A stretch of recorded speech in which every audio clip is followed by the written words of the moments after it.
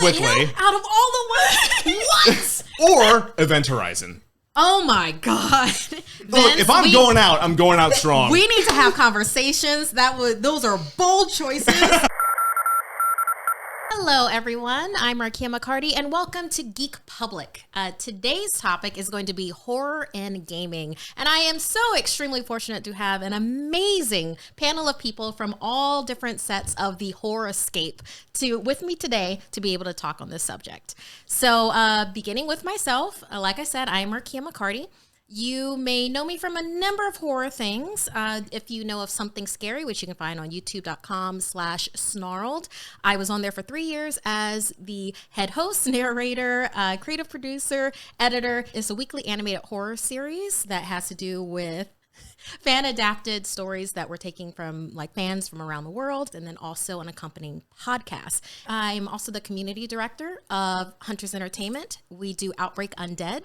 And I was part of a 3-year campaign on our Twitch channel on Hyper RPG or Pixel Circus. Let's go ahead and meet the rest of our panel, and then also your connection to horror. Hello, my name is Sidney Rubino. I did a lot of haunt acting with the LA Haunted Hayride. If you've heard of Cameron Rice's Student Body. So my experience with horror is very much in the live performance aspect. I also am tired. The most horrible of all. The most horrible thing of all. I also have been in a horror show with Alex the Bard, Mysteries of the Maw, which we actually filmed our last episode at Gen Con this year. It was really emotional, and it was really good to film it in person live because we're all over the country. Mm-hmm. So now that we all get to be in one space, we get to hold each other's hands while we go through the trauma. It was so sweet. It's a lot easier to trauma bond in person. Exactly. Oh, yeah. I know. Excellent. Vince? Oh, hi. Hi.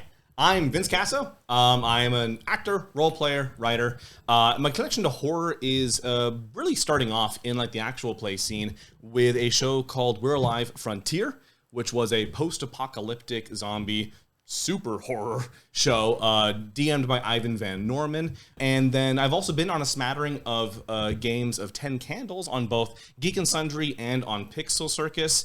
Just love getting killed off. I'm also just a consummate consumer of all things horror, film, TV, and written media, and a writer of horror as well. So I'm just an overall devotee, a big fan of the genre as a whole. And a fun fact, Ivan Van Norman is one of the co-founders of Hunters Entertainment. Indeed. Yeah. We're a live frontier. Go ahead and check that out. And we played the Outbreak Undead system on that show, which was a lot of fun. I guess that's the lead-in for me. Hi, y'all. Yes. I'm Cynthia Marie, TTRPG enthusiast, dancer, performer, whatever, all the things. My connection to horror. I also was a live horror actor at the Maxim mansion. Yes, it was a terrifying experience for me, but it's great. We can talk all about that later. I also in a little known vampire show, or 2 little vampire shows. Yes. I'm also in that one. And I was also a guest star on Outbreak Undead, where I played a heartfelt character for Miss McCarty over here. So yes. Our characters were heart bonded. We really were. Ooh. Yeah. And I died. Oh. Very quickly. Was literally murdered by a mutual friend of ours. How horrible. Luis Crazo. Oh my God. Okay, there are no better people to be killed by. Exactly. That's fantastic. If you're going to be murdered by anybody. And the last thing I'll say, my personal connection to horror is I am terrified of horror. I am the person who sits in the movie theater like this. My personal connection is I am afraid. Yes, so I personally think that people who are afraid of the genre are usually pretty good writers of it, because you can kind of just throw your fear into there. So some of the stuff that I've choreographed or have worked on, I've always just thrown my fear in it and kind of hope for the best. Oh, well, now we're just going to have to start off exactly how you personally feel about horror, projects aside, because I'm fascinated by it. For me, my connection with horror in the sense of how I started, 8 years old, I wanted to connect with my dad on things. So I learned how to build a lot of stuff, and I learned how to really get into horror. In fact, my first horror was, stop me if you know it, It's Silent Night, Deadly Night, Ooh. which is literally Christmas one? yes, literally it's that a one. killer Santa Claus who's escaped from an institute and is also a serial killer. So I was 8 years old.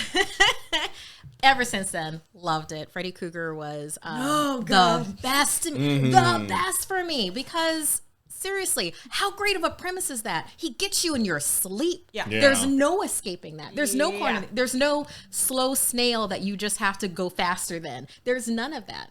You know, I only saw the original Freddy Krueger Nightmare on Elm Street for the first time this year. Like, and I'm also a huge fan of horror films, but I hadn't seen a lot of classic horror until I started flying so much. I thought I just might as well watch them on the breeze through plane. them all? Yeah, I started just breezing through them all. You can tell how it has informed the genre of horror for every year, every decade since. Yep. How about you? Any kind of like your personal attachment to horror? What first got you started? I was a big weenie for a long time. I was a really big weenie. You are a current reigning weenie.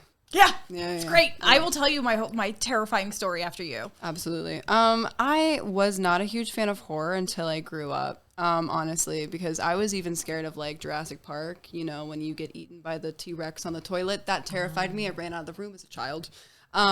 So for a long time, I just never was interested in it, didn't want to be a part of it. But I loved Halloween because my birthday is so close to Halloween. And so I'd always have Halloween themed birthday parties, and I always liked the aesthetic of spooky. And then honestly, like in college, we did a charity event where you were a part of this like haunted hayride thing, and it was for charity. And I thought that was so much fun to perform.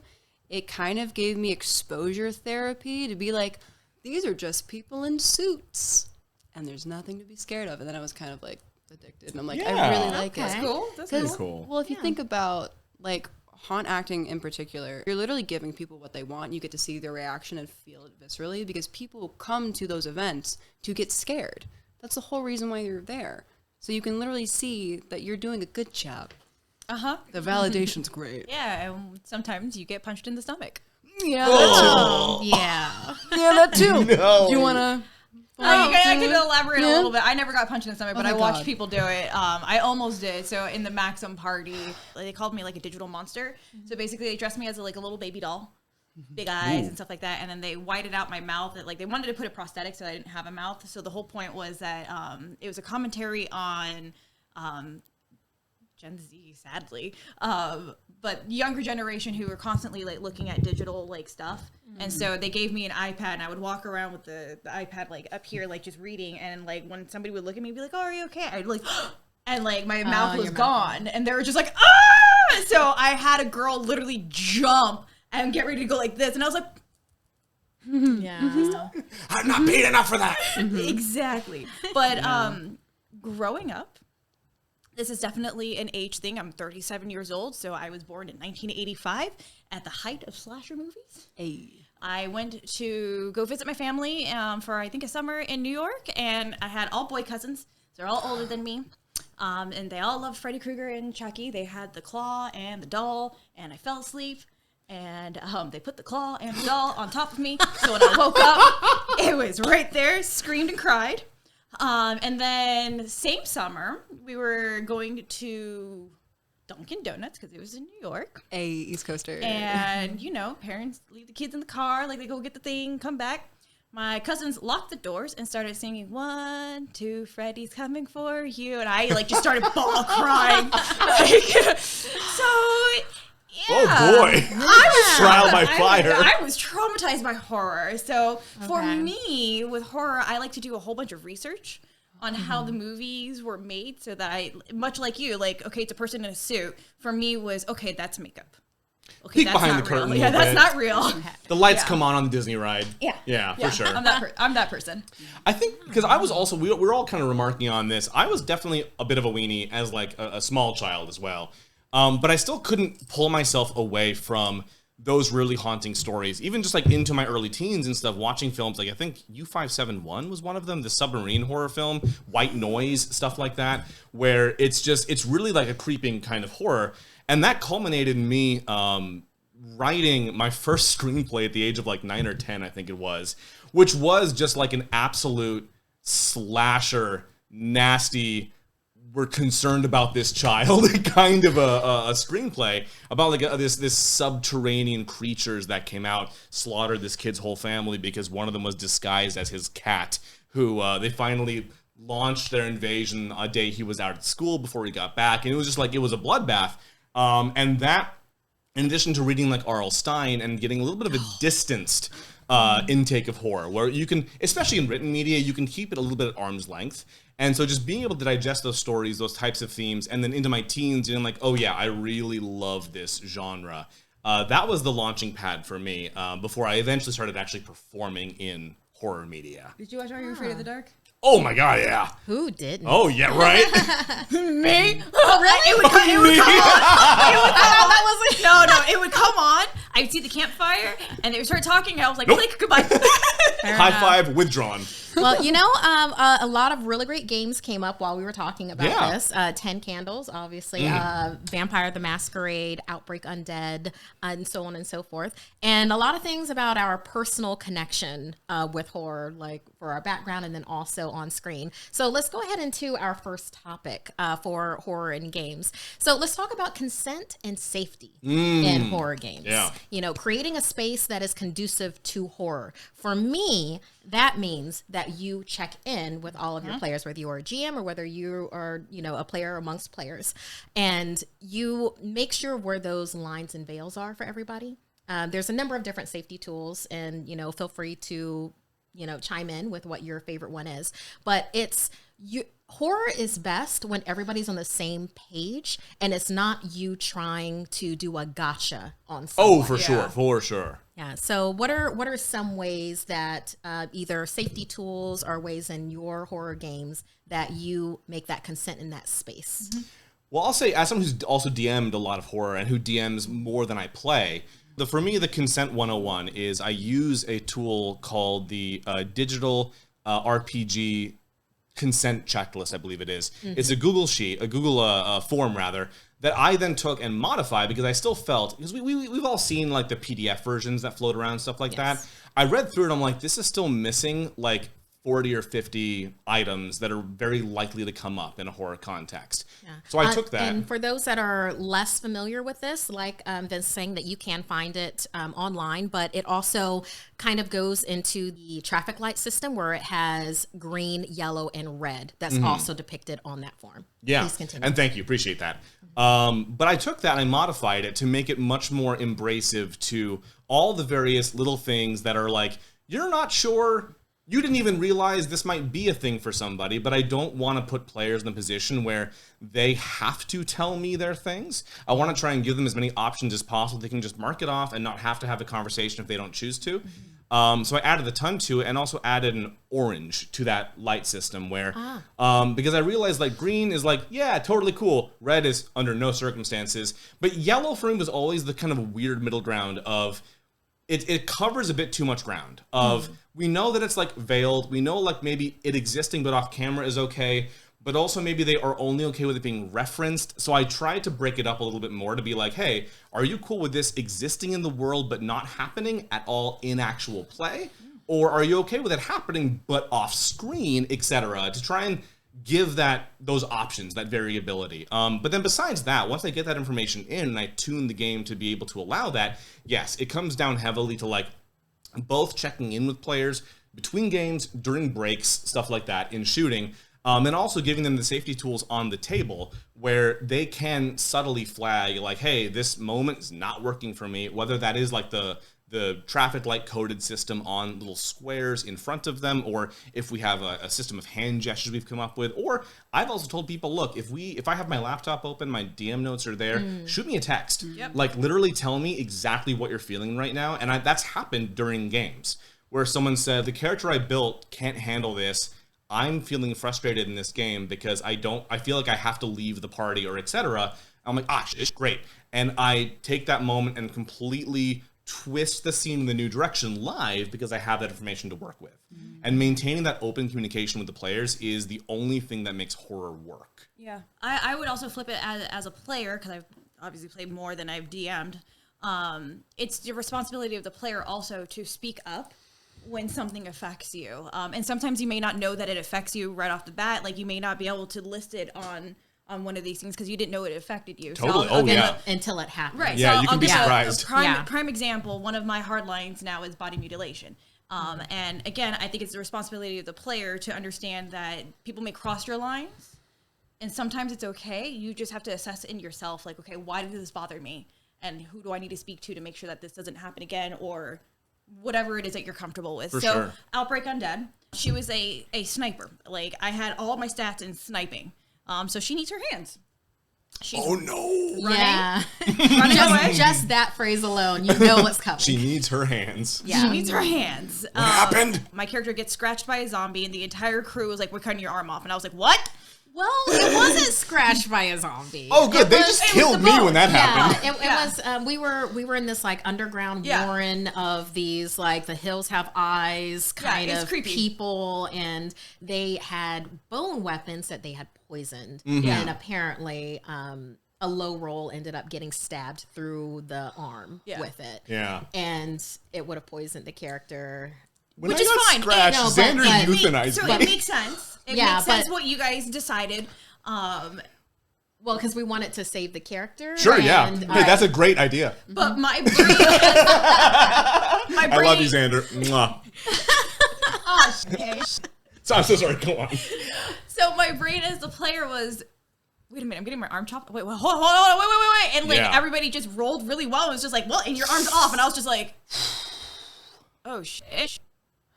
I don't know what to do with my character now because my character was relying on both hands. Yeah. Not just one. So I took it upon myself. You guys made a great decision and it was a great character moment. And I like made my peace with it. So I went to my therapist and I was like, hey, yo, so this is what happened. I'm not feeling comfortable. I don't know what to do. And she like walked me through it and I was just like, oh, I understand why like I'm uncomfortable with this. So I was able to continue playing the game because I took the responsibility of how I was feeling about that situation and rectify it. I've seen a lot of players give a list to a DM and don't take responsibility for their feelings. AKA, it turns out like somebody will get mad after the fact and be like, well, you crossed my line. Well, why didn't you say something? Right? So there's a responsibility of you as a player to speak up in those positions so that the DM learns, oh, okay, that's not a line we cross. The players know, oh, we crossed the line. And you know that you need to maybe talk to yourself and rectify what's going on so that you can continue bringing your whole self to the table. Additionally, I'm learning to be a DM, an ST. So I will add that what I like to do is I will write my whole thing and I would come to my team or my players or my table and I would say, okay, here's my content warning. These are all the things that are going to be in this. Yeah. What part of it do you not feel comfortable with? And again, the same questions that you like, can this happen off screen? Can they like whatever? But I usually come with the content warning so that people know this is what we're talking about. So That's really smart. we'll be filming a vampire game, my first time doing ST as a vampire. And I actually put one of my hard lines as one of the content warnings, body mutilation. Well, I can actually tell you guys. I can tell you guys because you guys know I'm playing in it. We're doing the Black Dahlia. Oh, So there is body mutilation, but it happens off screen. Yeah. okay. So I want to tell people that there's going to be no graphic description of it. I will probably do like small snippets, but allude to the fact that we all know what happened to the Black Dahlia. If you haven't, research it. I'm not going to talk about it. But yeah, we all know what happened to her. So I'm going to describe it in a sense that like they get flashes of it, so they can formulate. I love Hitchcock, right? Like the less you show, the more your brain goes crazy. Yes. So that's kind of how I like to write my scenes in horror: is give them flashes of things, and they can make it up in their heads.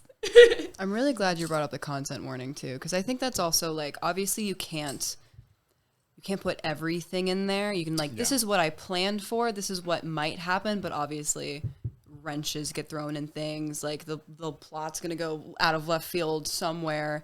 One of the things that I really appreciated when I was doing this Monsters of the Week campaign was that before every session, the communication was at any point, if you feel uncomfortable with any of these things, just send me a message. My Discord is always open. I will just hop right out of that. So I feel like what you guys have been saying, communication is everything. Oh yeah. Yes. And you just have to know within yourself the balance, because like you also want to get scared, but you also don't want to be traumatized, you know. Yeah, that kind of thing. And I think, if I just may, real quick on that, that also becomes very, very key very early in the process, even during casting, because especially for like horror or very, very intense shows, it's important to recognize that sometimes, like you were saying, a campaign or a one-shot will just include certain things because that's the story of this one-shot that may not work for everyone. And so if, I put out the content warning and a person who we're talking to as a prospective player is not able to work with key elements, then we can agree mutually that like, hey, look, these are the things that I can definitely tune out or adjust. These are the things just because of the story of what we're doing, I'm not going to be able to. So if that is not workable for you, that's okay. There are other shows I can put you on, other one-shots I can bring you into, but that communication early helps to solve those problems before they are problems. They happened to me on 10 Candles. Yeah. They asked me to be on 10 Candles. Oh, yeah? And I was just like, nope. I draw a line. I can't do that. I love 10 Candles. I know. Everybody has their different thing. I But know. I literally did a 10-month campaign with Hyper RPG where we did 10 candles with like the same cast. Yeah, That's just a different lot. scenarios. So Yeah. I think we if it was literally did that. any other DM, I probably would have been fine. But it was Ivan Van Norman. I was like, Yeah. oh, hell no. Like, I'm not getting scared. And when he approached me for the 10 Candle series in GNS, I said, Ivan, do whatever the fuck you want to me. Two opposite Just players. ruin me. What's that quote from Brooklyn Nine-Nine where the guy's like, you can punch me, you can kick me in the face, you can do like the list of things. Yeah, yeah. And then he's like, oh, is that all? And he's like, oh, you want any more? Double down? Yeah. All right, so let's talk about being within the actual horror game itself. Yeah. Whether we are GMing or whether we are players within it. So let's talk about pacing when it comes to horrors. What are some of your tips for other people or things that you've done for yourself where it has helped during the pace of the actual adventure itself? Like from a GM point of view, for instance, like 10 Candles comes up for me now because like during that 10-month campaign, I also got into the GM seat to do that for the cast. And I had an absolute blast because one of the things that I use as a mechanic for pacing, and I guess feel free to use this at home, I gave them something to bond and love, for themselves or their characters. And then I would put that thing in constant danger. I knew it. It was a corgi. I gave him a sweet corgi. A sweet corgi. Jodie Hauser was like on the group too. And then it was like, Hashtag RIP Corgi. and I'll just let you know, nothing ever happens to that corgi because they would throw their bodies at anything that was coming along. Yeah. To save this corgi, but not save each other, which was very interesting to me. Very interesting. I mean, valid. That is a social commentary right now. Which is something that I love about horror. I love about the social commentary of things like that. But yeah, if you want to actually check out that adventure, it's on Hyper RPG. I called it The Affected, AFFECTED. I would utilize the corgi in different ways to help with pacing, to slow things down. And you could see the players kind of get into it where it's like when the dog behaved in a certain way, they knew that there was no danger around. They started RPing more with each other, fueling up and everything, talking with NPCs. And then once the dog started getting a little, something's coming near. So then that's what I utilized as a mechanic for pacing. So how about y'all for pacing within horror? Any ideas or... It's kind of like a haunted house in a lot of ways. Like, you know how you walk into a haunted house and you're like, there's nothing at first and you're just like slowly walking in and you have like a jump scare from the left. You're like, and you have to build up the anticipation again.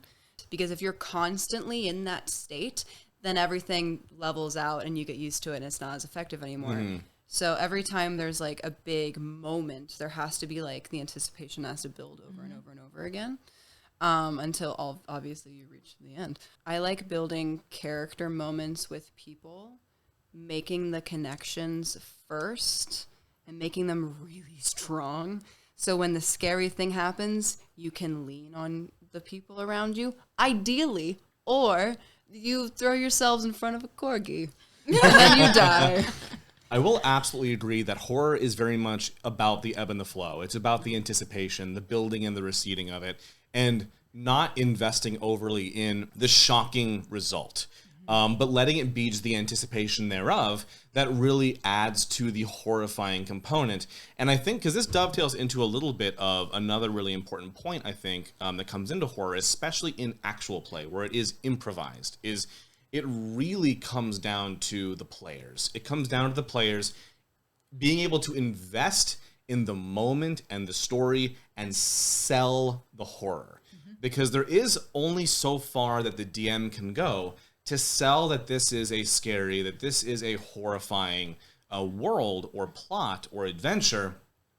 The players being able to internalize that and show how they are horrified, how they are interfacing with it and affected by it, similar to the way that, comedy films are funnier when we're seeing them in a theater because we're all laughing together as a group. It's that sympathetic human response. If you can see the other players really in that moment, you as a viewer feel like, oh, this is more scary than even just what the DM's description alone would have been.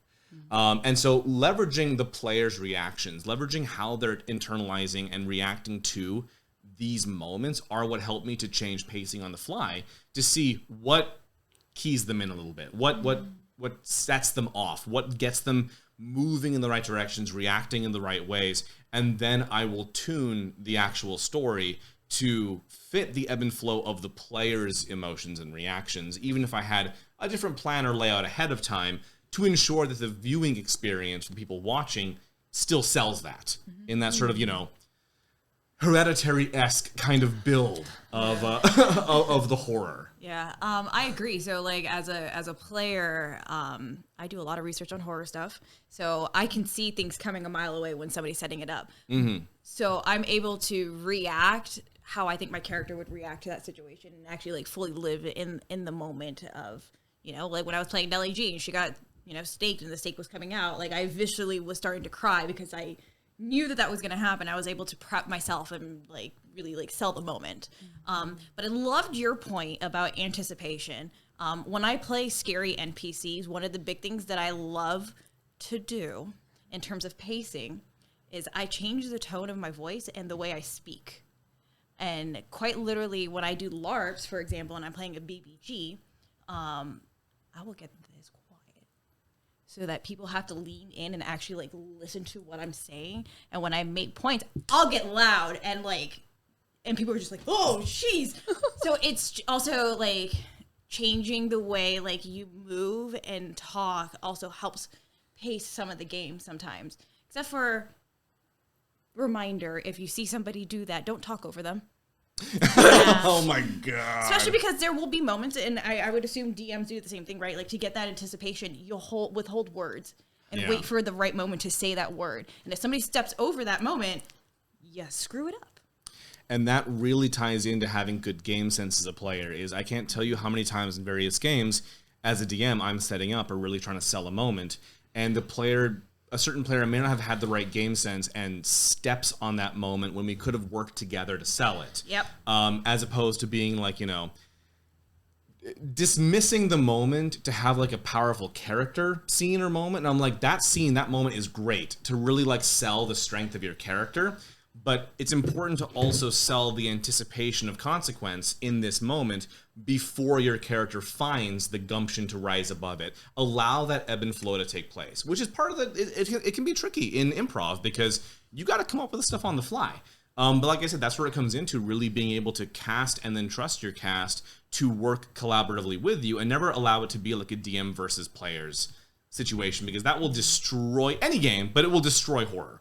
Oh, easily. Definitely. There has to be that give and take and that awareness. There's an improv short form game called Cocktail Party that you can play with you if you're an aspiring GM and you want to start getting that group mind, that game sense with your players. Then basically, very quickly, Cocktail Party is let's say you have 5 players, you have a group of two and a group of 3, and everybody is just talking at the same time. You give them different topics, and then as a GM, you point to the next group, and then the first group gets quieter, and then the group that you're pointing to, they get louder and they're talking about their topic.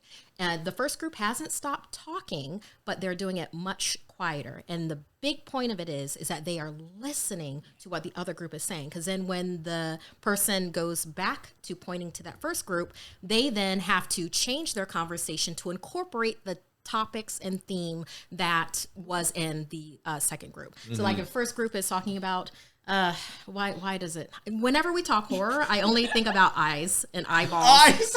I only think about eyes and eyeballs, and then I'm like, that's just very scary. That's just right there. Okay, so Peepers, let's baby. say the first group is talking about fun, hacky things that you can do for Halloween, like peeling grapes to be like, and then put it in the box, like, oh, they're eyeballs. Yeah. So that's what the first one's talking about. And let's say the second one is talking about Oppenheimer. So they're talking about, nuclear weapons. So very, very different topics. But so you have, the first group calms down, and then they're talking Oppenheimer. They're talking about the I've become death moment that happens in that particular one, and then go back to the first group, and then maybe they change their topic to like, this really reminds me, I loved Florence Pugh in such and such scary movie and such. So then they're listening to each other, but they're also giving the space to breathe. Mm-hmm. So that might be a really good mechanic to use for pacing, and then also group sense with everything.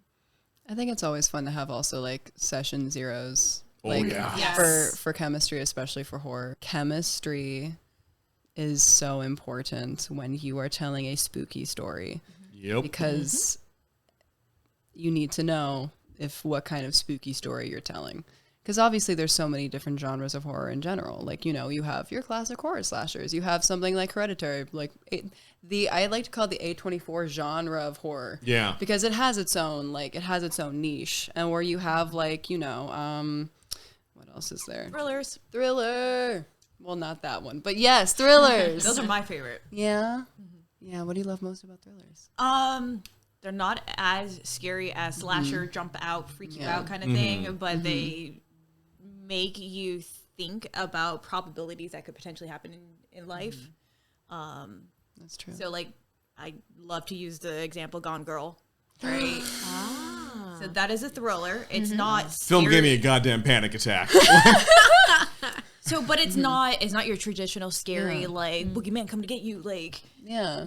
It really makes you think, like, wow, like, there's people out there who have the capacity to do that. It's legit a terrifying movie. Yeah. It really is. It's a good movie. Also, I love Crimson Peak. The aesthetic. Exactly. So speaking of aesthetic, the point that I wanted to bring up about pacing as well is ambiance.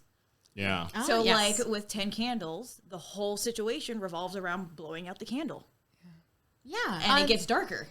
And I love this because that goes into a really great topic that I love to talk about, game mechanics that are utilized to enhance horror themes. And 10 Candles is literally built around that entire thing. When a candle goes out, a character dies. Yep. Like that's happening. It's beautiful and horrific because if you have a fan on and a candle goes out, 2 candles go out. Guess what? 2 characters are dying. And I love that. Are there any other kind of game mechanics that you come across? Oh, Dread Tower. Jenga!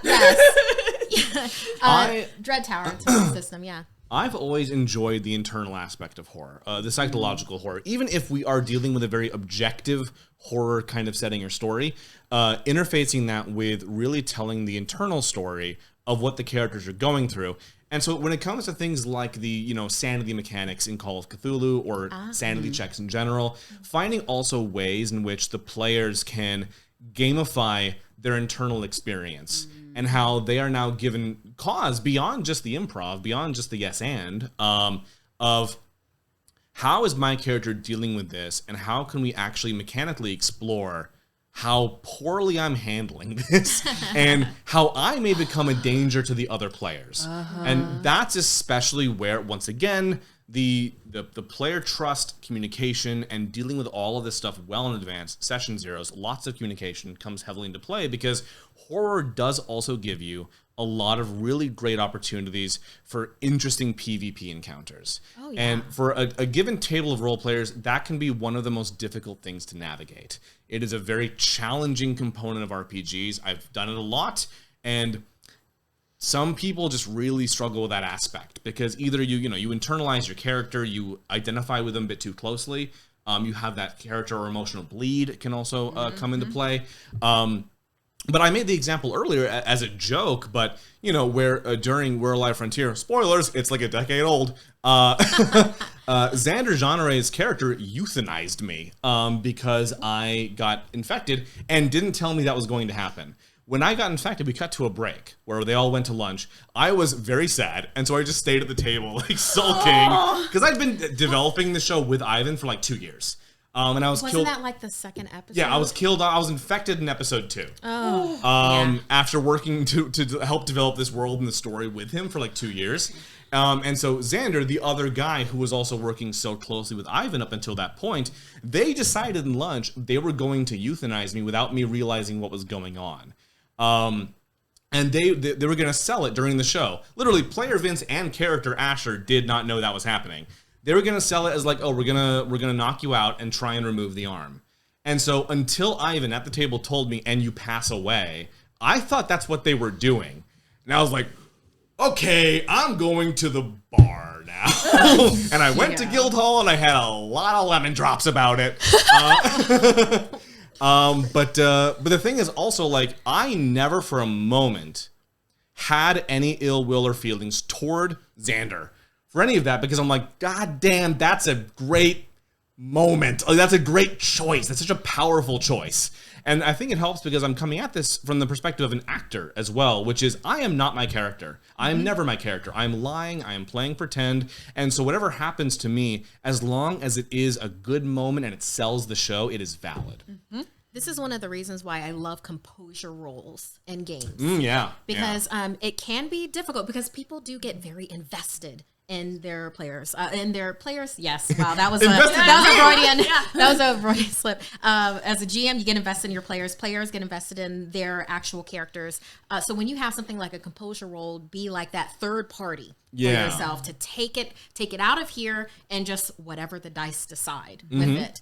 Then it's like, oh, okay, I lose my shit. Yeah. I thought I'd be calm and collected, but nope, I got a nat 1. The Rock said so. Lose it. And do with that what you will. I'm loud now, and we're supposed to be quiet. How is the rest of the party going to handle that? The conscious spoken. Love it. So another one is very, very similar, but for the mental health conscious people, I've seen it called the stress roll.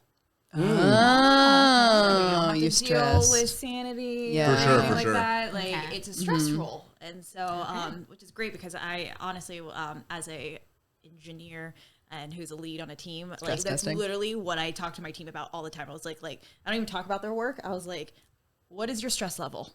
How do we deal with this? Oh man, you sound great to work for. That sounds really nice. Because I trust my people. People are gonna do the work that they need to do, but your stress levels is where you're not going to bring your whole self to the table. That's true. So I like to talk about things in stress levels. That's really smart. I also feel like it's fun to have systems that reward you for failing. Yes. When you roll those dice and you're like, ugh. Like, for example, in Monsters of the Week, when you like roll really bad, like obviously you fail, but you also get to mark an experience, and experience is how you level up. So you are almost just encouraged to fail because one, narrative story, that's gonna spicy. Everyone loves a good nat 1. Yeah. But like you can't progress unless you fail, which is also how life works. So the parallels are great. Hurts my soul. I don't like failing. Also comes down to a great DM though, like being able to really sell the failing forward. The DM knowing that, we're not here to try and stop the moment or try and, punish the players for a bad decision, but every little thing that happens, whether it's the die or the player choice, moves the plot forward in some key way. I also like the opposite, succeeding with the cost. Yeah. One reason I love Outbreak Undead too. Like the degrees of success and failure is very fun to play with. Yeah, in Outbreak Undead, it is best to roll as low as possible. It goes up against everything else that you learn for gaming in particular, and it can be a very crunchy system as well. When you see it on stream, you either see it with the creator, Ivan Van Norman, doing it, well, the co-creator doing it. Well, when you see it like officially Hunter's Entertainment brand, then it's one of us have been working very closely in the team with Ivan to be able to get everything right. And then even with that, we have rule of cool for some things, because it is very much a kind of system that you build a year, or like when Vince was saying, like 2 years they were developing things. Fun fact about Outbreak: when we shot the series, We're Alive, I knew we were using that system, so I read the entire rule book, cover to cover, mastered the system, 400 plus pages, only to tell Ivan that I did that and show him the book that I used, and he's like, "Oh, we're using the second edition for this show," and I died, and I went to Elysium, and that was it. Perfect. Oh my gosh. Okay, so this is one that I am very excited to chat with everybody here, because everybody's coming from different play sets when it comes with actual plays with everything. But I'm sure that everybody here has been in one-offs as opposed to campaigns. Sure. So there are different choices that happen with those characters. So can you tell me, like, for you personally, what are some of the differences that you've had when you make a long campaign character choice as opposed to a one-off character, game? Fun character question. choice? I was just having this conversation last night with somebody about the difference between the characters that I play for one shot and long campaign. So for one okay, so let me start with the campaign, or who I am generally. I am a risk adverse person. I love how different we are. I love it so much. I'm a risk adverse person, so I'm constantly looking at situations and being like, okay, no, I can't do that, I can't do that, I can't do that. I can't. So in long campaigns, I'm that person who's just like, what are you doing, Chaos Gremlin? Like, let's not do that. Like, let's talk about this. One shots, when I know, like, everything's off the table, I am a Chaos Gremlin. Yeah. I'm like, let's Exactly make that. big, bold choices and see what happens. I hate failing, but if I fail, I'm going to fail real big and eventually end up killing my character or getting my arm chopped off. Someone's losing a limb. Or having a baby. Gonna fail big and die Having a trying. baby, yeah. Oh my gosh. Oh man! So just a side note, my second character who gets her arm chopped off. What's really cool about the character is she was running away because she was pregnant. Oh wow. So having a baby in the apocalypse. Lot tied up in that. So that's why like the sniper shooting gun, like that was like her way of protecting her baby. So like I wasn't there for her when she had the baby. I came back afterwards. Right. And the Right. baby, like it was interesting because I was defending the mall. Yes. And I had two children. I think one was called JC and the other one was called Penny. Oh. Yeah, they were like, Did you also Wow, that took way too long. I was just like checking out a flyer for a second. I'm like, oh, that's a good bit. And then her baby was in like a bird cage behind her, or like some sort of cage, and she wore it as a backpack. Until she yeah. protected Well, her kid. it was like Kevlar cage, like a Wow. hand-fashioned Kevlar cage. Well, the baby could breathe, but was also like Kevlar it was papoose. Like bullet. Yeah, it was like a Kevlar papoose, basically. What was reminds me of cool the is I was monkeys. walking through and fighting, and while I was fighting the people in front of me, the kids were protecting the papoose, basically. And so they had little daggers, so anytime somebody would try to reach for the baby, they'd be like, "Papa! Papa, papa!" So, yeah, big character moments. Apocalypse, you know? Baby stab. Yeah. Baby stab. Don't put baby in the corner, baby stab. I will say that depending on the game, and this is something that I had to learn about myself when it comes to like one shots versus long campaigns. For one shots, I'm much the same way where, and I maybe even take it a bit further. For one shots, whether they are horror or comedy, I actively try to die.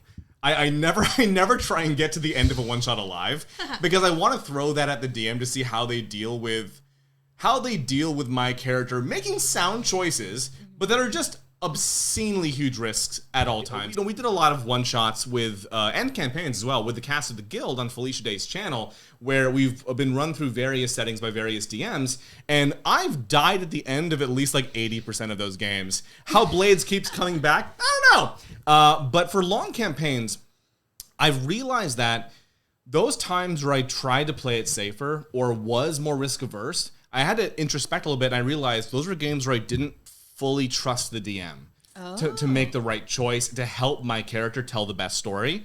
And so I felt like I had to take over for that and be smart. The games where I'm like, I'm very comfortable with this DM, I felt so much freer to play so authentically, to make bad choices that just felt like they were real choices for that character, and know that no matter what consequences I would suffer, they would be the best end result, the best story for that game. And I ended up having to internalize that and realize that, well, you know what? I should just try and play authentically all the time. I really should. But that was the key difference I noticed, was how well I felt in tune with the DM. This makes so much more sense on how you play Greg. Oh, Greg, yeah. I'm like, yeah. So, but what was interesting about his character on LA by Night was you first were brought in for just the single scene. Yeah. And you played wild. Like, And literally, Sax Carr, the guy who called me in for that, was like, you'll probably die at the end of the scene. Like, she'll probably kill you. I'm like, cool. I'll just be on for one episode, and I'm going to die. And nope. I made the opposite choice. Yeah. That was that. I cooled him. Turned into a whole big old arc. Huge arc. And I was constantly still trying to die. Like, I was antagonizing Alex's character constantly. You were. And I'm like, come on, Nosferatu. You can do it. Do it. Just do it. Just do it. I dare you. You won't. He survived all the way to the end of the season or Oh my series. God. Yeah. Who knows where he is now? Dead? Well, Finally. out there somewhere undead. Sweet Maybe. release of But death. it was interesting to watch his switch between radical, like, risk taker to, like, oh shit, I gotta survive. Like, it was really great to watch. I think it also depends on the one shot, you know? Yeah. Because, like, obviously there's, like, horror comedy, like What We Do in the Shadows, and there's, like, you know? Yeah, that's fun. that's going to change a lot. But I feel like with the characters that I make for long-standing campaigns, I'm very plot-driven. I'm very, like, we need to follow this lead because I know that the DM is giving us this For plot sure, point, so yeah. we need to follow it. And, like, the note taker, I don't take notes for one-shots, one. Two, there's no need. Two, I feel like I just make more, like, different types of characters. I'm like, I've never played this before. I'm probably going to die. I'm going to try this before, you know, so I don't have to, like, commit to an entire season where, like, I don't know if I'm actually going to like this character or Yeah, not, sure. You know? So you can feel like you can be, like, a way more creative and, like, well, we're going to see if I like this. And if I like it, maybe it'll be brought back in a different form for something else. There was a one-shot series that I did in October where it was basically built like you were meant to die at the end of every episode. But my character kept living until the very end. And the challenge was, like, the GM was like, if you make it to the very end and you live, I will give you a present. Like, you get a Yeah. thing. Don't say that to people. And so I was like, man, I really, really want to make it now because I've made it this far. And it came down to one dice roll. And it was me and Sam Sterling's character climbing up this, like, lattice to, like, get out, like this, how do you say, a gate? Climbing a ladder to get to a gate. We got there. To get to a gate. And climbing over. And it literally came down to a roll. And I rolled a nat 20. Woo. But then she also did. What? Whoa. And her bonus was higher than mine. So she survived and I still died. And I was like, Did you ever find out what the present was? I think she got, like, a bottle of whiskey or something. Nice. Pretty much same thing happened with my Nice. death on We're Alive Frontier because the players were rolling fantastically. And Ivan's like, I want to kill someone here. So basically he just rolled a die, like, with the numbers of the seats on it. Like, Wow. who's it going to be? And, Asher, bye. And that was it. Like, we were all killing our rolls. He could not defeat us. We were unkillable. So fate. In the sense that y'all were rolling so horribly that it's great. Yeah, in so the game low system. that we were just owning this shit. Yeah. So for me, I'm kind of in Vince's camp when it comes to long campaign as opposed to one-offs. So I'm kind of the reverse of Sen. When it's a long campaign, I take bigger risks because I'm trying to figure out who this person is. I'm trying to figure out this character. Like, for instance, with Outbreak Undead, in the first episode, it was set up where we got attacked on the road. This is our first interaction with each other besides session 0, you know. And it was me and, like, Luis's character. Like, Luis is like, well, you know, we're gonna have to run. I dropped my backpack, and I look over at him, and I'm like, I let him do his turn. And you know, he's running, and I pick up his backpack, and Nice. I'm running while I'm going through it. So that's where this character's tick came from. That was our first interaction together, me and Luis, and him looking over and be like, what the hell? And I was like, hey, you dropped it. You don't want it anymore, bud. Finders keepers. Finders keepers. Yeah. And then also, like, in that episode, we came across, like, this bunker thing. It was like a cache of, you know, different stored goods and such. But when we like woke up in the morning, there was like a bunch of slaughtered people and everything in front of it. And they wanted to spend the night there. And I was like, I'm not going in there. And I was like, you know what? No, I'm not going in there. Yeah. And my character left. I split the party by myself. I love it. And I just left. It was pretty landmark. That's actually. pretty incredible. It helped me find that character. Yeah. Because I actually survived an encounter. But I ended up going back because I didn't get my share of the goods. Okay, I'm still dipping out, but I want my stuff first.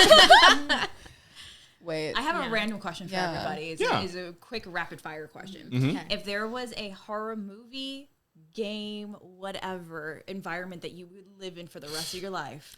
For the rest of your life. However brief that would be. What would it be? Oh, God. Oh, my God. You know, okay, I want to go... Because here's the thing. If I'm going to live in a horror world, we're assuming that I'm also experiencing the horror aspects of that horror world. Yeah. Horror or thriller. I'll put that out there. Like in normal world, but like the horror happens to a select group of people. We're assuming I'm part of that. Sure. Right? Yeah. Okay. I'm going to go just all the way. For me, it's a toss-up between Silent Hill, just to really wrap this up quickly. Out of all the words, what? Or Event Horizon. Oh my God! Look, if I'm going out, I'm going out strong. We need to have conversations. Those are bold choices. That's a whole other panel, my man. Oh my God! I am damaged. I do love that Cooper survives though. That's one of my things that I always pull out for people, and they're like, "Oh, black people never survive in horror." I'm like, that is true, except for Cooper from Event Horizon. Landmark film. There's a handful of others. Watch The Blackening. You'll find out some more. It's a trivia question in it. Hell yeah! Holy crap. Okay. Well, I'll do mine. I'm fascinated with the world of Us. Ooh, yeah. The very fact, like even thinking of it, like in the underneath and the below, there's our 4 people doing that right now. They're pantomiming this panel as it's happening. I find that fascinating. That film had so much world building that you typically don't see in horror. Like there was so much lore built into it that most horror issues as like, well, we don't have to have that. We just have to be scary. Mm-hmm. Now that's a great choice. Midsommar. Whoa. I don't even know what that is. Oh, you haven't seen it? Oh, right. Got it. Yeah. A24 movie. It's like it's cult. Okay. I'm like, I could deal with the Swedish cult. I could I go to IKEA. Yeah. Like, I survive. Swedish meatballs. It's fine. Watch the Hereditary Midsommar double feature. You'll love it. Got it. Do you have an answer for yourself? Oh, yeah. And that'll be our final thing before we wrap this up. I have 3. So I already talked about one, Crimson Peak. Yes. Oh, and the outfits, and the aesthetic. It's just so pretty. I would just be there, and I'd probably get killed right off the bat. Like, whatever. Tom Hiddleston, take me. It's fine. The second one would be Psycho. Oh. Wow. Norman Bates fascinates me. I would be a psychologist trying to break down his brain. And then the last one, because I love me some Stepford Wives, is Invasion of the Body Snatchers. Oh. Okay, classic. Deep cut, That's a really good Very one. nice. I know no one said Killer Clowns from Outer Space. No, absolutely not. Clowns are not. Event Horizon's close. On that note, let's go ahead and do our outros. Thank you so much for joining all of us and y'all like being on this panel. Going from this side over, if you can go ahead and tell us your name, where they can find you on social media, and maybe a horror game or horror movie that you recommend. It can even be your own horror product. Sure. Yeah. Hi, I'm Vince Caso. I've been on this panel. I'm terrible at outros. You can find me all over the internet at Vince Caso on Twitter, on Insta, on all the places. The 15 new social media platforms as well. And in terms of horror, I've got nothing coming out in the horror vein at the moment. But you know what? I've taken up reading a lot of Stephen King lately. I've taken up. I'm going to be doing a replay of Alan Wake soon because I really enjoyed that, like the thematic, story-based psychological horror of that. And give that stuff a shot. Right on. Hi, I'm Cynthia Marie. You can find me on the socials at CynDancer or specifically Instagram Cynthia__Marie or Threads. But the link. But the recommendation, I'm obviously going to go with I'm a brand kind of lady. So Vampire the Masquerade. Go check that out. There's a V5 version. There's a lot of books that go along with it. So if you find yourself confused with the book, go buy another book and hopefully it'll help. Anywho, that's Buy it. every book. Sydney? Oh, right. Hi. My name is Sidney Rubino. You can find me all over the internet at Sidney Rubino. That's Instagram, TikTok, and Twitter. Alec the Bard's YouTube channel is where you can find the Mysteries of the Maw campaign, which is a Monsters of the Week campaign with some amazing people like Latinos Against Spooky Shit, Critical Bard, Jackie Lana Chan, Tumid Links, who, if you know the dog with the sword on TikTok, that is his dog. I recommend Monsters of the Week because I love it. I am really a big fan of the D6s. I think it's a really fun system for you to use. I want to learn how to play vampires so bad, though. I'll teach. So, really? Yeah. Okay. But that's me. You can find me all over the place. Hey. Awesome. And thanks so much for joining us. I'm Markeia McCarty. That's at Markeia McCarty, MarkeiaMcCarty. I'm on most of the platforms, whether you're in the sky or you're flying in Twitter or whatever it's called now. Or sewing a shirt. Or yes. Or whether you're a honeybee and you're, buzzing around. I'm on all of those. It's at Markeia McCarty. For TikTok and Twitch, though, it is at Darth Markeia, as in Vader. So As in Vader. As far as horror goes, I don't have a campaign that is coming out right now, but something that has horror elements in it is Shadowrun Excommunication. That is with Realmsmith TV. I am in the final 2 episodes, and that will be coming up soon. And my character is very horror-based in the sense that she is a shaman that constantly speaks to spirits. And those spirits are controllable and can physically manifest in the normal world. So that's something fun to look forward to. And Luis Grasso is also in that, along with Anjali and Christian Navarro. There's a lot of heavy hitters in that one. So, but thank you everyone for joining us. Thank you so much for Geek Public for having us here. If you see this somewhere else besides YouTube, go to youtube.com/@geekpublic to be able to see all the new offerings for this amazing addition to the Nerdscape.